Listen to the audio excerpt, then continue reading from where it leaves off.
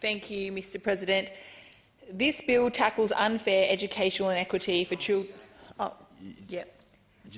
This bill be now read a second time. I move that this bill now be read a second time. Thank you. Thank you, Mr President. This bill tackles unfair educational inequity for children in state care. I am alarmed by the absence of reporting on the educational outcomes of children and young people in state care. This bill will cause tangible change to the current system.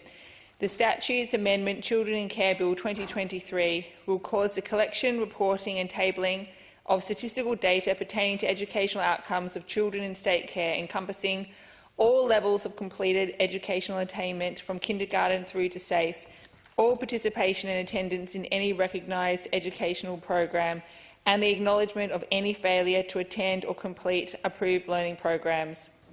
And also to cause the Minister for Child Protection and the Minister for Education to meet at least every 12 months to discuss in exclusivity the educational outcomes of children in state care.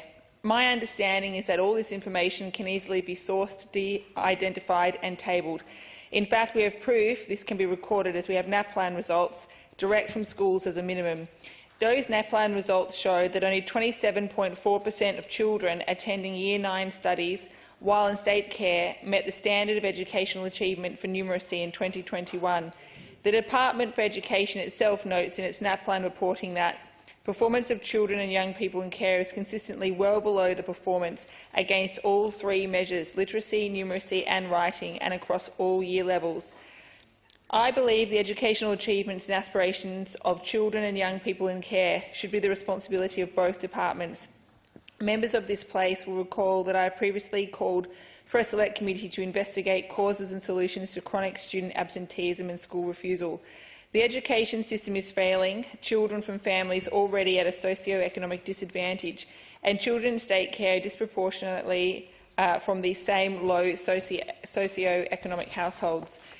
Students from low socio-economic households make up over 50% of students temporarily suspended from school and 60% of students excluded from school, despite being less than 30% of the general school population.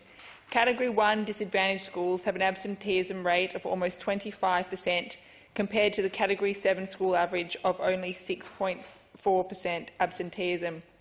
We do not know what percentage of students suspended or excluded from school are in the state care system, and we do not know the academic achievements and failures of children and young people in state care. We do not know what percentage of Year 12 students in state care complete SACE each year, because none of this information is recorded in a way in which trends can be produced. Not the Department for Education, not the Department for Child Protection. Education says it's not their responsibility, and Child Protection says it's not their responsibility. And the educational achievements and aspirations of children and young people in care should be the responsibility of both these departments. This Statutes Amendment Children in Care Bill is about mandating better communication and mandating clearer reporting and outcomes. It's about transparency and targeted change. I believe it should be recorded, and One Nation believes in tangible outcomes.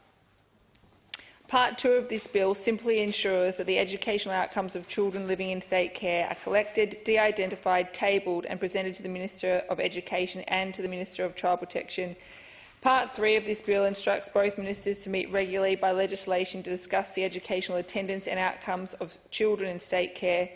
I would have thought that this was already part of their basic remit, and I find it disappointing it must be legislated for it to occur.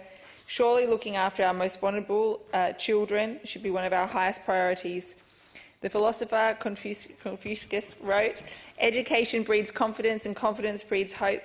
And if there are two things that children living in residential care need, they are confidence and hope. Confidence in themselves and the systems around them, and hope for a brighter future, whether that is as an independent young adult or reunited with their family."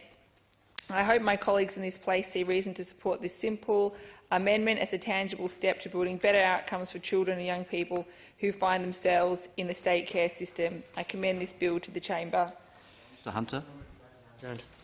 That second to put the question. Those for the question say aye. Against say no. The ayes.